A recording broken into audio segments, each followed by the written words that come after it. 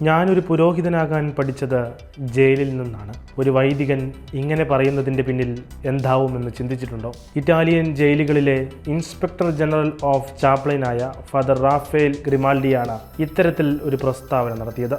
പ്രത്യാശയുടെ ജൂബിലി വർഷത്തിൽ ചരിത്രത്തിലാദ്യമായി ഫ്രാൻസിസ് പാപ്പ ഇറ്റാലിയൻ ജയിലിലെ റബിബിയയിൽ കരുണയുടെയും സാമീപ്യത്തിൻ്റെയും പ്രത്യാശയുടെയും അടയാളമായി തടവുകാരെ സ്വാഗതം ചെയ്യുന്ന വിശുദ്ധ വാതിൽ തുറന്നതിനെ അനുസ്മരിച്ചുകൊണ്ടാണ് അദ്ദേഹം തൻ്റെ അനുഭവം പങ്കുവച്ചത്.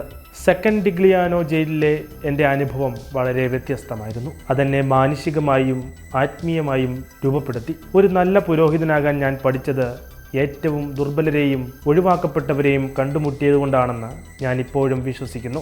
എല്ലാറ്റിനുമുപരി കരുണയും ക്ഷമയും ഉണ്ടായിരിക്കണമെന്ന് ഞാൻ മനസ്സിലാക്കിയതുകൊണ്ടാണ് ഒരു പുരോഹിതനാകാൻ ഞാൻ പഠിച്ചത്. ഫാദർ റാഫേൽ ഗ്രിമാൽഡി പറയുന്നു.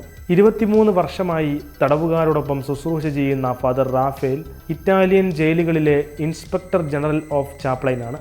ഫ്രാൻസിസ് പാപ്പ എത്രയും വേഗം സുഖം പ്രാപിക്കുന്നതിനായി തടവുകാർ ദിവസവും പ്രാർത്ഥിക്കാറുണ്ടെന്നും മാർച്ച് 6-ന് ജമല്ലി ആശുപത്രിയിൽ നിന്ന് അദ്ദേഹം അയച്ച ഓഡിയോ സന്ദേശം കേൾക്കാൻ ഞങ്ങൾക്ക് സാധിച്ചെന്നും ഫാദർ റാഫേൽ കൂട്ടിച്ചേർത്തു.